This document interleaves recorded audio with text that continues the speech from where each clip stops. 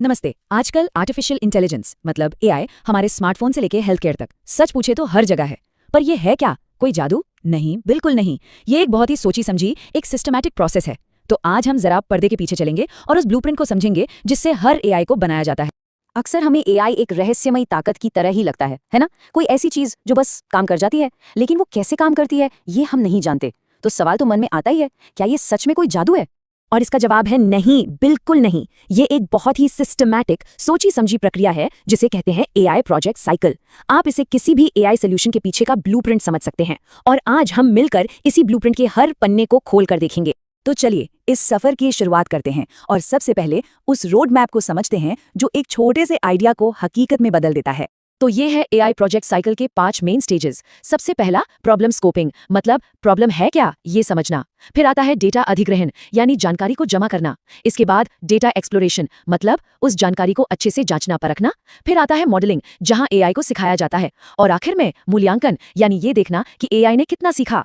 और हाँ, इसे साइकिल पता है क्यों कहते हैं? क्योंकि आखिरी स्टेप यानी इवैल्यूएशन के बाद जो भी हमें पता चलता है उससे हम अक्सर वापस पहले या दूसरे स्टेप पर जाते हैं और इसी से एआई टाइम के साथ और बेहतर होता जाता है। चलिए अब सबसे पहले और सबसे जरूरी स्टेप पर फोकस करते हैं, प्रॉब्लम स्कोपिंग, यानी प्रॉब्लम को ठीक से समझना और उसे डिफाइन करना। प्रॉब्लम स्कोपिंग वो बुनियाद है जिस पर पूरा एआई प्रोजेक्ट खड़ा होता है। यहाँ हम सिर्फ ये नहीं समझते कि समस्या क्या है, बल्कि ये भी तय करते हैं कि क्या इस काम के लिए एआई वाकई सही टूल है भी या नहीं। अगर ये पहला कदम ही गलत हो गया ना, तो पूरा प्रोजेक्ट ही अपनी राह से भटक सकता है। इस काम को आसान बनाने के लिए हम एक फ्रेमवर्क का इस्तेमाल करते हैं, 4W+1H, यानी हु, व्हाट, वेयर, व्हाई और हाउ। कौन, क्या, कहाँ, क्यों और कैसे। चलिए एक उदाहरण लेते हैं। मान लीजिए हम स्टूडेंट्स के लिए पर्सनलाइज्ड लर्निंग सोल्यूशन बनाना चाहते हैं। तो हम पूछेंगे ये किसके लिए है? उन स्टूडेंट्स के लिए जो या तो स्ट्रगल कर रहे हैं या बहुत अच्छा कर रहे हैं। समस्या क्या है? उन्हें अपने हिसाब से सीखने के रास्ते चाहिए। ये कहाँ होगा? डिजिटल प्लेटफॉर्म पर। क्यों जरूरी है? ताकि उनके रिजल्ट्स और एंगेजमेंट बेहतर हो। और एआई इसमें कैसे मदद करेगा? उनके लर्निंग पैटर्न्स को एनालाइज करके। देखा कितना आसान हो गया। ठीक है, तो प्रॉब्लम तो हमने डिफाइन कर ली। अब हम अगले 2 जुड़े हुए स्टेप्स में चलते हैं। ये स्टेप्स एआई के लिए कच्चा माल यानी डेटा को इकट्ठा करने और उसे इस्तेमाल के लिए तैयार करने के बारे में है। ईपॉक एआई का ये कोड एकदम सही बात कहता है। डेटा किसी भी एआई मॉडल का फ्यूल है, उसका ईंधन। बिना डेटा के एक एआई कुछ नहीं सीख सकता। जितना ज्यादा और जितना अच्छा डेटा होगा, एआई उतना ही पावरफुल बनेगा।